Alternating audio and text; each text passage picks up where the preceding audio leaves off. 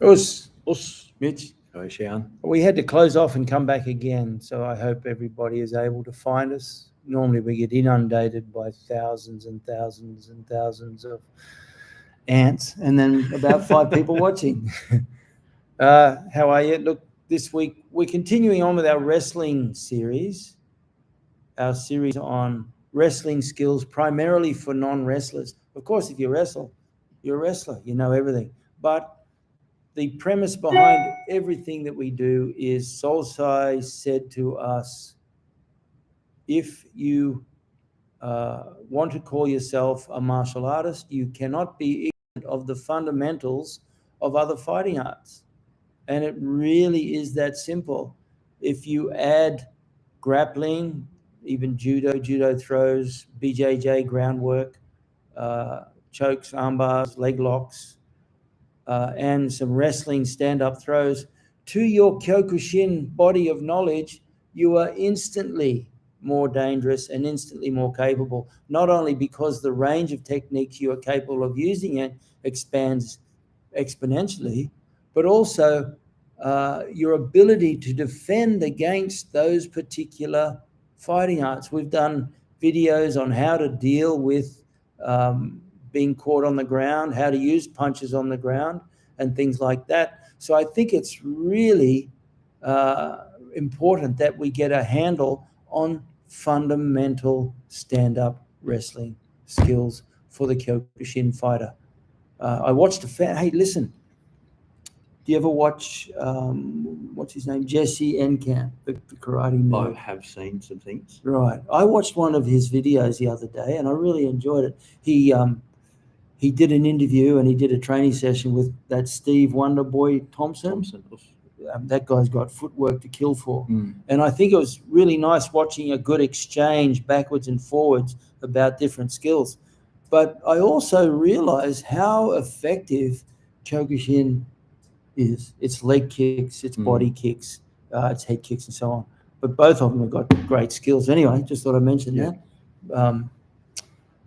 So we're going to have a look at the fundamentals of the collar tie, okay? Bear with us. So the collar tie is essentially a fundamental wrestling skill. It's called a collar tie, but it could be regarded as a bit of a misnomer because the most important thing is the heavy elbow. I don't come here like this and hang on to his collar, because it's too easy for him to get out. He just pops like that. If Mitch does it to me like that, it's just boom. You just push it off with your shoulder, a shrug, push it off there. There's 1,000 ways to get it off. A good wrestler, however, when they put the collar tie on, it's almost like a rabbit punch. They crack down like that. So it's like Gammewich right on the neck. Whack. And then the heavy elbow. Mitch should feel the pressure down here on my elbow, okay? And then everything becomes different. And also your preparation for the possibility of it happening changes. If I'm relaxed here and my neck is out and Mitch gets that on, it's really hard to get off. On the other hand, if I kind of concave my chest and bring my shoulders up, so now when Mitch puts it on, look at that, he can't even get it. All I do is I shrug my shoulder and bring it forward. There. Now Mitch is trying pretty hard there, but look, all I do, turn, face it back and knock it off. Now, of course, doing that's a bit silly, because if he goes there and punches me there and I go like that, he's still going to punch me. So what I'm going to do when I shrug is I want to come over here and hit there, and then one, and here. And I get control by a heavy shoulder. And a good way to think of it is I literally want my shoulder vertically above his. Okay, this is just the defense to the collar tie here. So I have a bit of a shrug. If I don't have a shrug, it's going to be very hard to get off. And sometimes you may have to do something like that. Okay. You think of NK Gyakski and you think, what is this? We practice this technique, NK Gyakski here. Remember Solsai said, this is the danger area. Well, how about that? Collar tie is right there in the danger area. Enke gyakski, bang. Okay, if they get that collar tie, even if it's a really heavy collar tie, I'm just going to turn and up and here, here, here. Okay, so that's a really good karate application. But we want to get control of him. We don't want to just get it off. Okay, now it's 50-50. He might punch me back. And he's a bully anyway. So I'm here. Shrug, hit and roll. And I hold this arm like it's a long-lost baby. My shoulder is on top of his shoulder. And all my weight goes down into his shoulder. We'll move back because I want you to see how effective that really can be. So we're here like this. There's the collar tie. There's my shrug. I'm going to 1, 2. And I get this nice and deep. See, my hands are not here, all the way here. Now look, there's 2 things going on. Watch when I get the shoulder pressure down with my inside foot forward. Now Mitch bases up. He tries to, yep, good, there. That's a possibility. Now, what happens is when I take that front foot away, well, I just know what's coming. Take that front foot away, come in here. Now I take the front foot and the collapses straight away. It's very hard for them to base out. If I'm here and I keep that foot there, as long as he's standing up, he can find the counter. And the way he did that is a very common counter. So he brings his arm over. What I can do there is capture that arm and continue in the opposite direction as well. But what I want to work on now is this idea of getting my shoulder vertical. So all my weight goes right down here in his shoulder. And then I simply remove the inside leg and his whole body collapses down. Okay, and that's very good.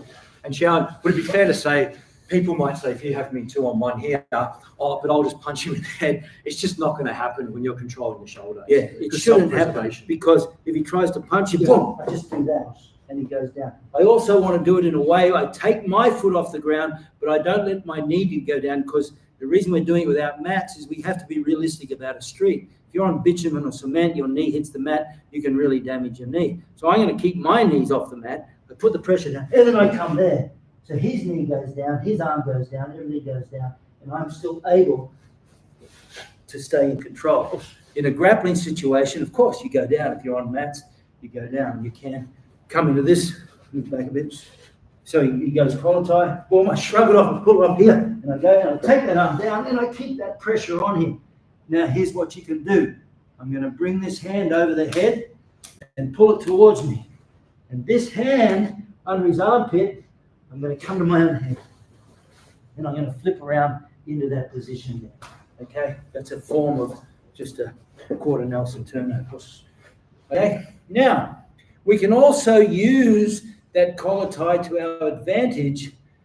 A very simple, practical takedown with a few variations, and that is like this. When I do that collar tie in a karate situation, I'm going to hit Stomo Shuke, and then I'm going to pull Mitch's head. We'll come close so you can see.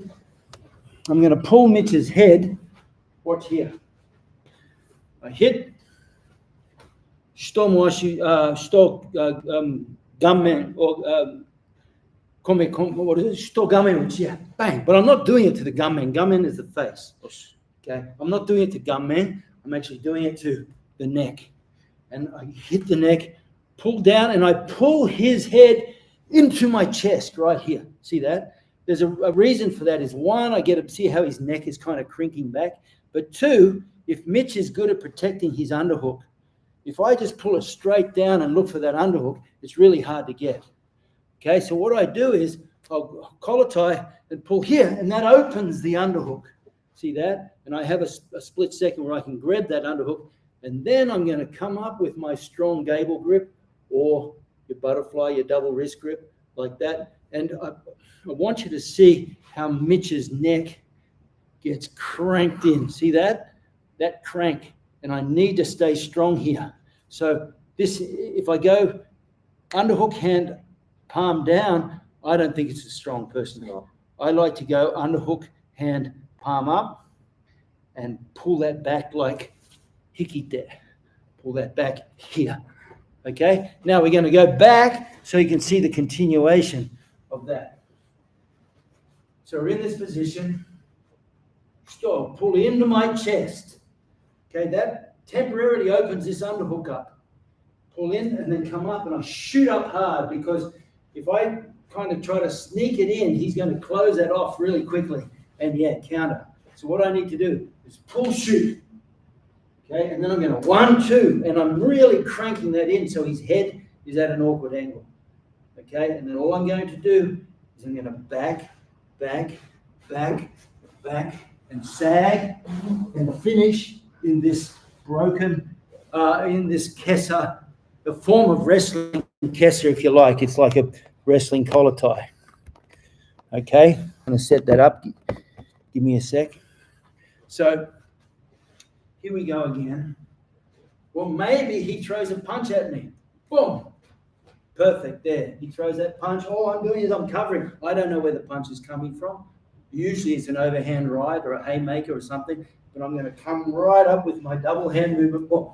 Hit there. Pull down to my chest. All happy in quick time. 1, 2, 3. Up here. Crank that neck into my chest. Okay, and then I'm going to pull my leg back and sag, all the way down to here. Okay, now that's really difficult to see.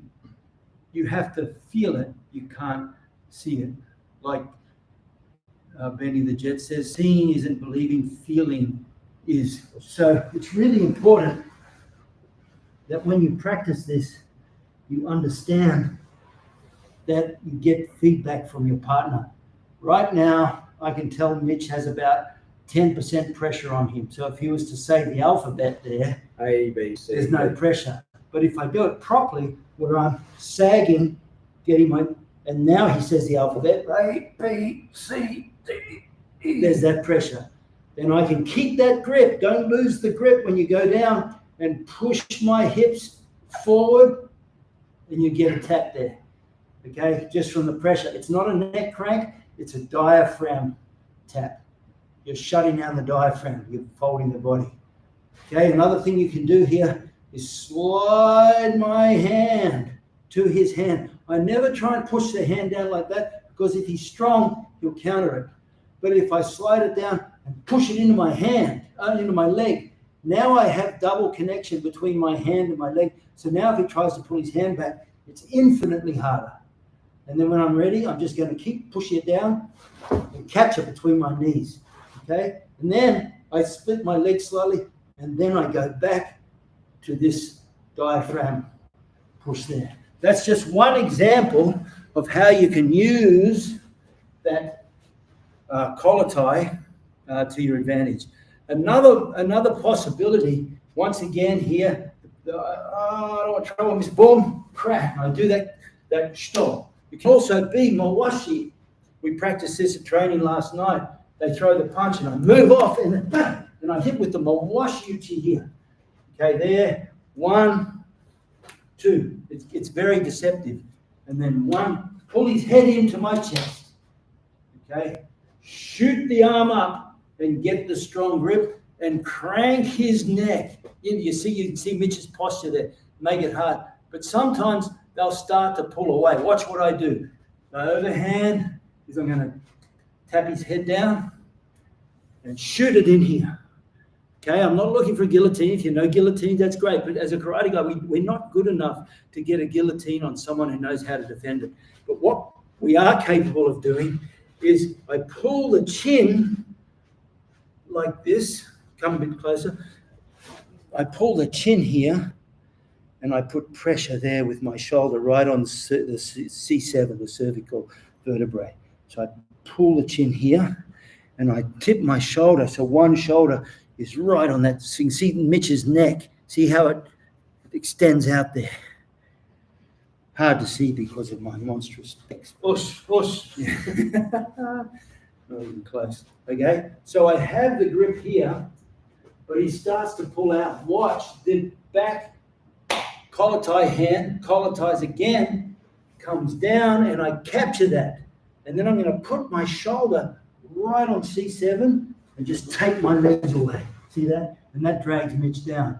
Now what I'm going to do is this hand just finds that underhook here, and reach over, and I can tip him over into that control position. If you can go in a broken kesa, just do it there for a second. I'm all forward. Oh, sorry. So I drag him down with chin, called the chin strap pressure. There. There's so much pressure there, but if I put the tip of my shoulder right on the C7, watch how Mitch's body changes. So if I pull that, he's strong. Good. Then I put the shoulder on C7, and everything starts to drag down more. There's a lot more pressure there. This arm goes under the armpit and there like that. From there you can go north. You can go a bunch of things. But if you're a karate guy, you don't even have to go that far. You can just get back up and punch. Okay? So to do this without going to the ground, without your knees hitting the ground, what we're going to do is pull in one, shoot up two, get that neck crank on. He starts to back out. I pop his head down, come in here, and watch. This hand goes on his shoulder. I'll do it this side so you can see. That hand goes on his shoulder. The hand underneath goes to your own wrist. See that? Notice how my wrist is bent. Now I'm going to straighten it. And that every centimeter straightened increases exponentially. Infinitely tighter. Yeah. So this hand is here. This one goes under and to my own wrist. And I crank up. I swear to... I'm not exaggerating that tap. It's on immediately. Yes. So you can either do that or I'm here. He backs out. I tap, drive it here. C7 vertebrae in my shoulder and my chin strap pulls his chin forward. And then I don't go down. I stay on my knees. Okay? I can come under here, flip him over, and then finish in this position right here. It's a very, very practical way of using that collar tie. The main beauty of the main beauty of an eye poke is that it can happen at any time. The really nice thing about the collar tie is there's fundamentally three reactions. One is he's too soft and his head goes down. There's a perfect knee there, or he just drive his head down and finish.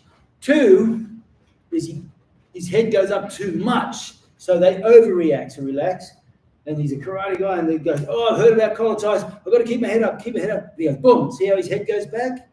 So that's the other overreaction. Is here, head goes up, boom. And then I go straight away, and I can do that move straight out of pin hand 2, drive my head in here. I'll do it this side, so it's, here in pin hand 2. There, okay? So we're in this position.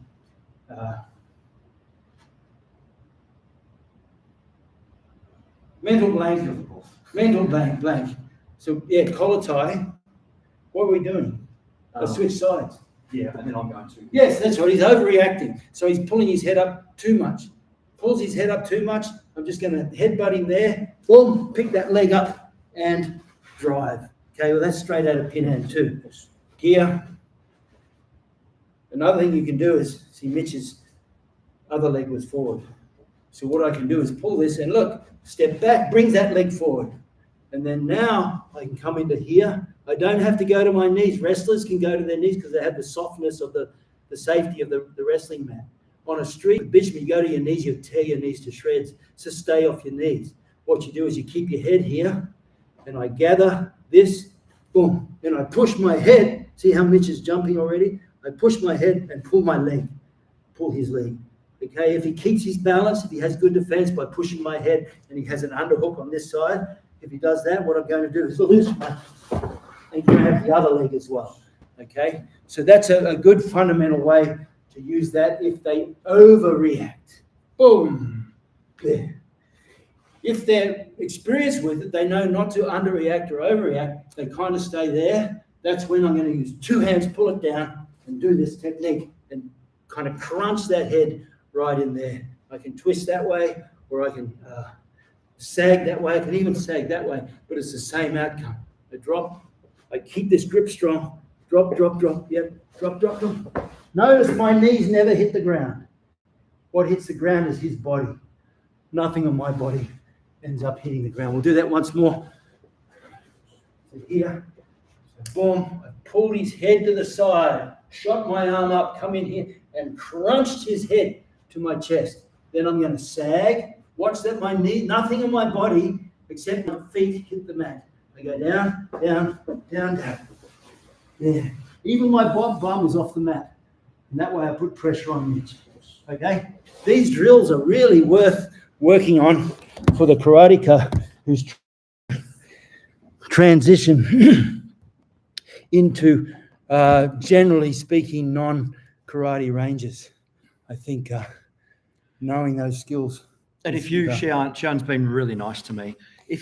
When he was doing the sag, if he actually threw me or he threw me and landed his body on top of mine, I can only imagine my ribs, my diaphragm, my head, everything would be quite destroyed. Of course, in the street, your own adrenaline pumps as well, so you'll tend to drop heavier and use gravity more realistically in the street. But we worked on the dominant head position. We worked on the arm drag. This week we're working on the collar tie, and we just wanted to show you a few possibilities of using the collar tie, both how to defend against it and how to use it in that situation. I think it's a super strong technique, but you really do need to understand the dangers of it. But anyway, Ryan, good to see you. Marco, Rochelle, thanks for coming. Fab Q, is that who I think it is? Is that, oh no, Dunny wouldn't be a Q, he'd be a D. Mark, good to see you. Marco, that neck crank and shoulder on the C7 looks like it was devastating to opponent's spine. Yeah, look, you know what? Chrissy Dunny is there. Beautiful. Yeah, I learned that from, and I hate to drop names, but there we were, Dan and Randy and I. Many years ago when I was training in LA regularly, I used to, my own coach, shout out to Coach John Donahue, one of the best grappling and BJJ coaches in the world. And he introduced me to a range of people, including Rico Ciparelli, who was at that time working with Randy Couture and Dan Henderson. So I used to go in and do a little bit of handwork with them. And I remember one day I was sparring some rounds with Dan Henderson, and he did that to me. And it was just mind-blowing, because he's an Olympic silver medalist. So you can imagine the pressure that someone of that caliber is able to generate through that. And they're not just like they go here and go gently. When he brings that through, it's crack right across and down, and it's like you're tapping before you know it.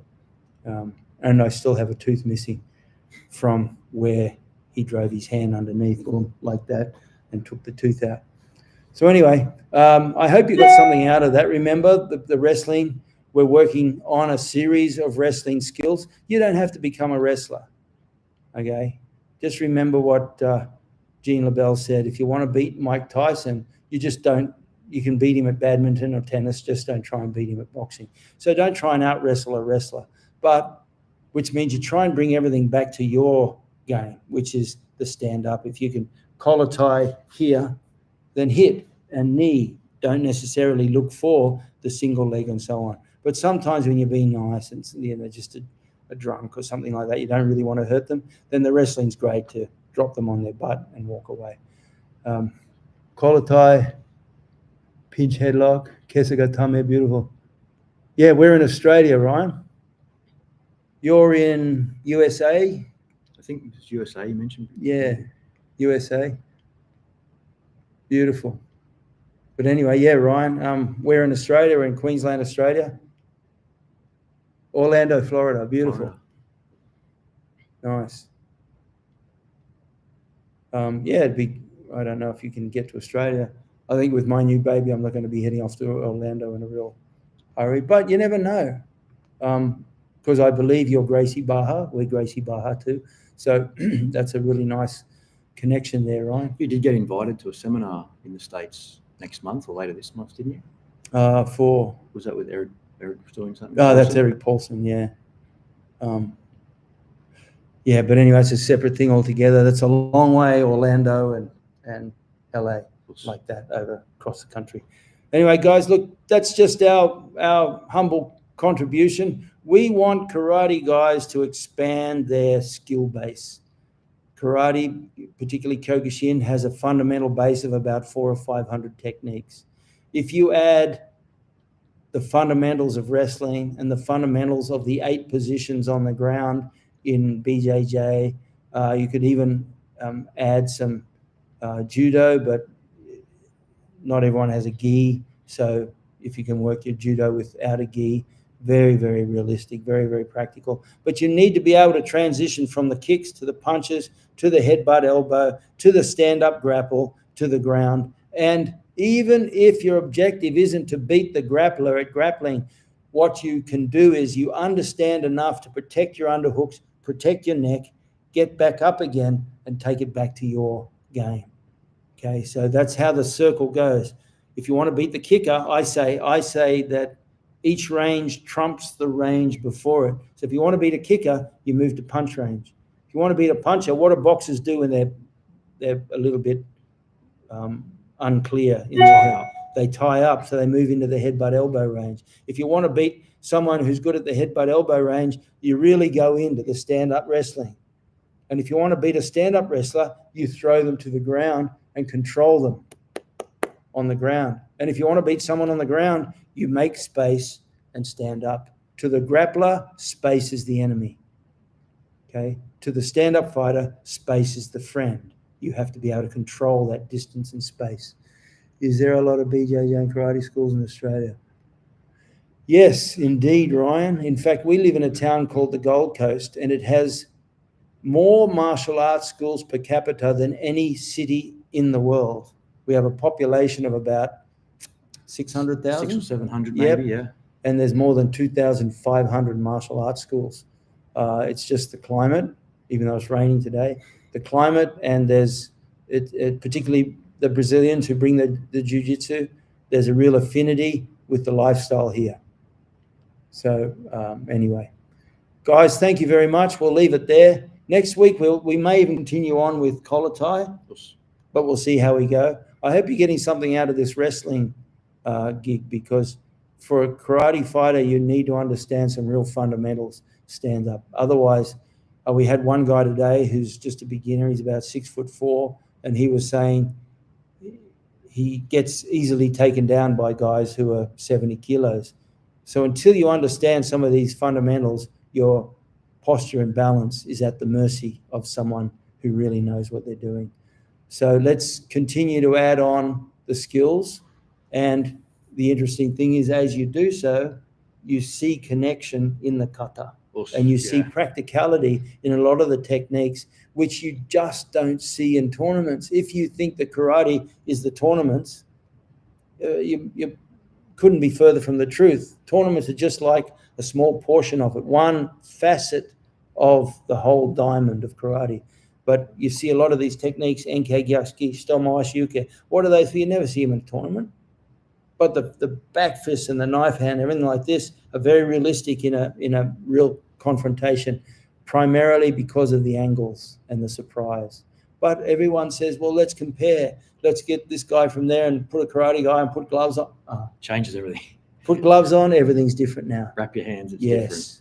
Because karate is all about conditioning your hands, knowing how to use your hand in the different planes. Okay, and that's very important. Even this morning, Sean, you were showing us some defense against spider guard and different things, and hikite was one of the things that you brought up immediately, and that's in a BJJ sense. Yeah, we were doing a session today on guard passing, as Ryan would know. Gracie Baja this week, all over the world, they're working on guard passing. So we were working on how to deal with the spider guard. And when they have that sleeve and they have the hand on the foot, and this one is up here, you just use the classic karate hikite, and it's such a surprise move. And if they're strong, you punch in first. Remember, they've got your sleeve, you got theirs. You punch in first and then pull back, and it gives you tremendous control of that wrist. And then on Monday, we were doing the stack pass and how you grab the thumb in grip with the lapel, and you could take it, pull it back to stack. So there it is again. And they're everywhere, the karate moves in martial arts. And I was working with one of the brown belts today, and we were looking at dealing with his style of De La Riva, and how against waiter sweep and De La Riva, when you change your angles and use karate stances, it gives you infinitely more time to think. Well, I never knew that. It's so cool. I'm learning from you guys on the other side of the world. Well, that's nice of you, Ryan. You're obviously far more experienced. Oh, I'm sure I could certainly learn a ton from Ryan. That's I'm very right. sure of that. One of the coolest things is rediscovering all the karate techniques with Jiu-Jitsu. And this channel explains more than any other channel. Oh, that's nice of you to say. Yeah, but that's our pursuit right now, is we want to understand. I saw another video that Jesse Ankamp did with my good friend Eric Paulson. Oh, I saw that. Yeah, and he took Patrick McCarthy's translation of Bubishi to Eric, and he said, what about this? What about this? What about this? And Eric was showing him some really good fundamental grappling skills that explain the hidden techniques in the karate Bible known as Bubishi. I find that very interesting. And we have to remember that most of the time when these karate masters who created karate put the kata together, they were all like 5th and 6th Dan and judo, and they had Aiki Jiu-Jitsu background and everything like this. So their own martial art was far more complete than just the kicks and punches. And you have to remember, if you remember Itosu Anko back in 1910, I believe, when he wrote what is now known as the Itosu Jukun. I came up in Japanese there. So I'll just have a look at the date of this. So the Itosu Jukun,